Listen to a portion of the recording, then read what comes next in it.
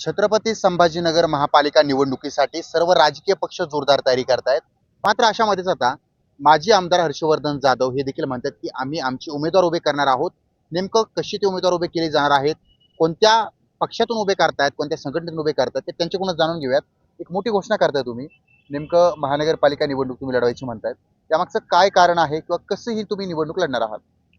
मुळातच छत्रपती संभाजीनगर शहरामध्ये गेल्या काही दिवसांमध्ये जे काही घडामोडी घडल्या यातनं छत्रपती संभाजीनगरच्या कुठल्याही राजकीय पक्षांनी, नेत्यांनी, जाती धर्माच्या वेगवेगळ्या प्रस्थापित लोकांनी संभाजीनगरकरांच्या पाठीत खंजीर खुपसल्याचं जाणवलं. विशेषतः ज्यावेळेला अतिक्रमण तोडण्याच्या संदर्भातली कारवाई दिसते की अनधिकृत आहे, कारवाईच अनधिकृत आहे, कारण कायद्याचं पालन न करता ती कारवाई केली जाते, तरी देखील शेपूट घालून पाळण्याचं काम शहरातल्या तमाम राजकीय नेत्यांनी केल्याचं आपल्याला आढळलं. संदर्भात ज्यावेळेला विषय माझ्याकडे आला आणि त्या विषयाच्या अनुषंगाने जे कायद्यातल्या तरतुदी आहेत त्याचा अभ्यास करून संबंधित विषय ज्या वेळेला शासन दरबारी मी मांडला त्यावेळेला ही कारवाई थांबली. आणि एवढंच नाही तर लोक जागृत होऊन या विषयामध्ये त्या महानगरपालिकेच्या अधिकाऱ्यांकडनं तुटलेल्या इमारतींचं आणि तोडल्या जाण्याची शक्यता असलेल्या इमारतींचं रोख नुकसान भरपाईच्या संदर्भातली मागणीचा प्रस्ताव पुढे करायला लागले.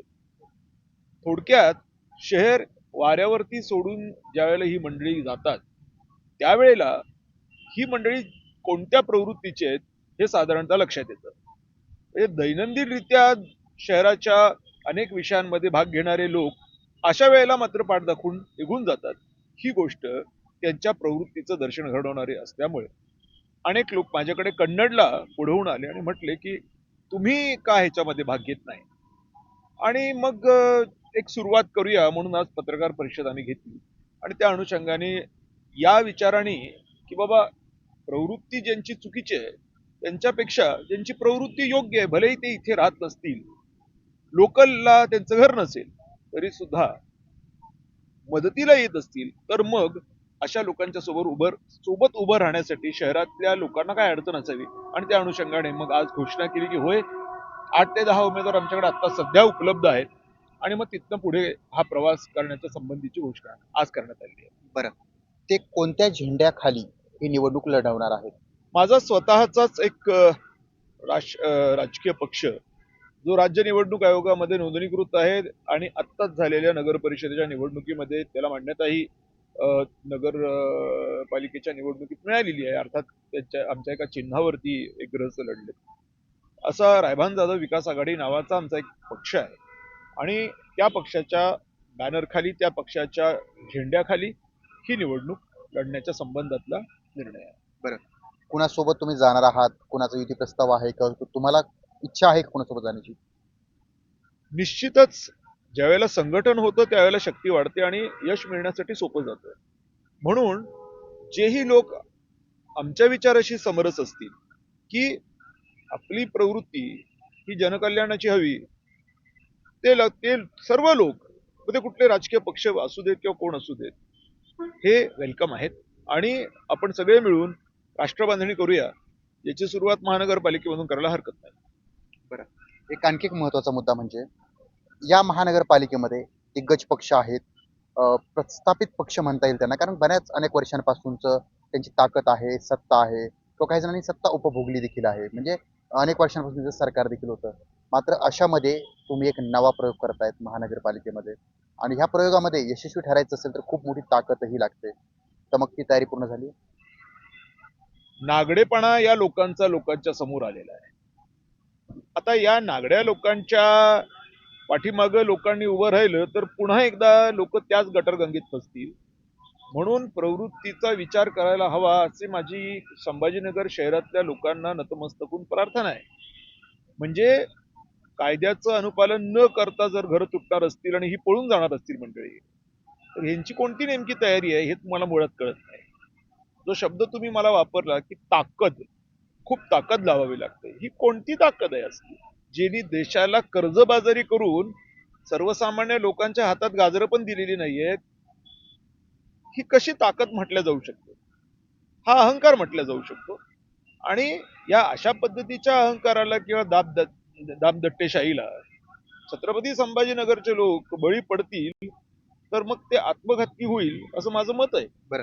आता तुम्ही ही निवडणूक लढवण्याचा ठरवताय, निर्णय घेतलेला आहे, तर पुढचा तुमचा उद्देश काय, टार्गेट काय आहे?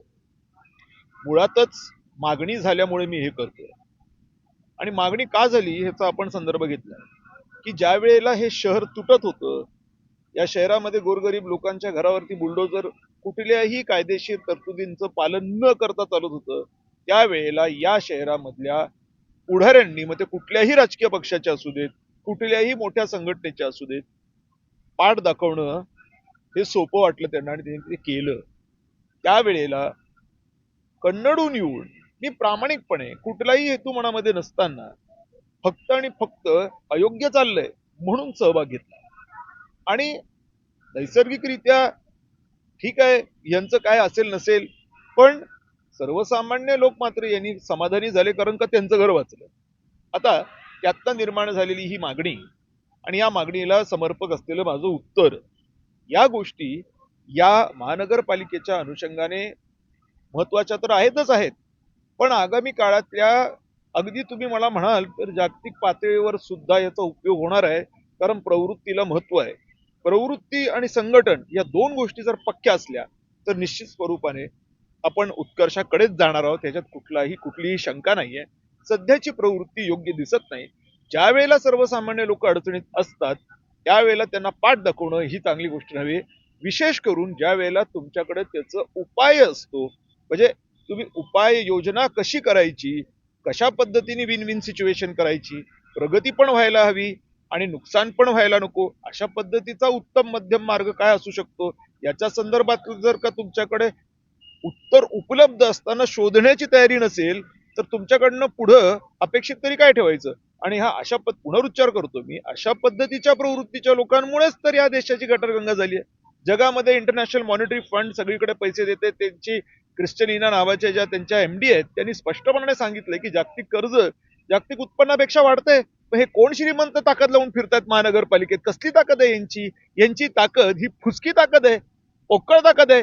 ताकद राष्ट्रामध्ये असली पाहिजे, ताकद विश्वामध्ये असली पाहिजे. कोणाच्या खिशात चार पैसे म्हणून तो ताकदवर झाला आणि चार पक्षांच्या चार पैसे जास्त खिशात आहेत म्हणून अति जास्त ताकदवर झाले, हा शुद्ध मूर्खपणा आहे. राष्ट्र ताकदीचं असलं तर लोक ताकदीचे असतात. भिकारी राष्ट्राचे श्रीमंत लोक काय कामाचे? श्रीमंत राष्ट्राचे भिकारी चालतील कारण त्यांना कमीत कमी खायला तरी मिळेल. म्हणून ह्यांची ताकद ही पोकळ ताकद आहे. पोकळ ताकदीला काय चाटायचं? बर, ताकद त्यांच्याकडेच आहे का? ताकद सर्वसामान्य मध्ये सुद्धा प्रचंड मोठी आहे. आणि खरी गोष्ट आहे, कारण मतदानाची जी ताकद आहे ती प्रचंड मोठी ताकद आहे. आज तो मतदार हा राष्ट्राच्या तिजोरीची चावी आहे, ज्यातनं मंडळी पैसे काढतात भूलथापा देऊन आणि पैसे काढून कुठल्या कुठे निघून जातात. पण ज्या वेळेला हाच मतदार अडचणीत येतो त्यावेळेला अलगदरित्या पाठ दाखवून निघून जातात. आता ज्या वेळेला हे उत्तर मी दिलं की हायकोर्टच्या ऑर्डर्स आहेत, कलम 300 आहे ज्याच्यामध्ये नुकसान भरपाई कशी दिली पाहिजे याच्या तरतुदी आहेत, लँड एक्विजिशनची तरतूद आहे. हे कायदे काय मी बनवलेत काय? हे कायदे आहेत. पण हे कायदे का नाही सांगितले गेले? यांचा अभ्यास कमी पडतोय का? काय होतंय यांचं? आणि अशा अज्ञानी, अशा समाजाच्या प्रति अभ्यास न करण्याच्या भूमिकेतले लोक हे पुन्हा सत्तेत जाऊन बसते तर अधोगती निश्चित आहे. हे अशी अधोगती ही योग्य नाहीये, पुरेशी नाही, चालणार नाही या सगळ्या गोष्टी. आणि म्हणून या गोष्टी इथेच नाही चालणार, कुठेच नाही चालणार, ते परवडणारच नाही आता. त्यामुळे हे जे शक्ती शक्ती म्हणतायत, ताकद ताकद म्हणतायत, ही कोणती ताकद आहे? जर महानगरपालिका आज कर्जबाजारी झालेली असेल, देश कर्जबाजारी झाले, ही ताकद तरी कोणती आहे नेमकी? नक्कीच, म्हणजे तुम्ही आता निवडणूक लढण्याचा निर्णय घेतलेला आहे. हे होते माजी आमदार हर्षवर्धन जाधव.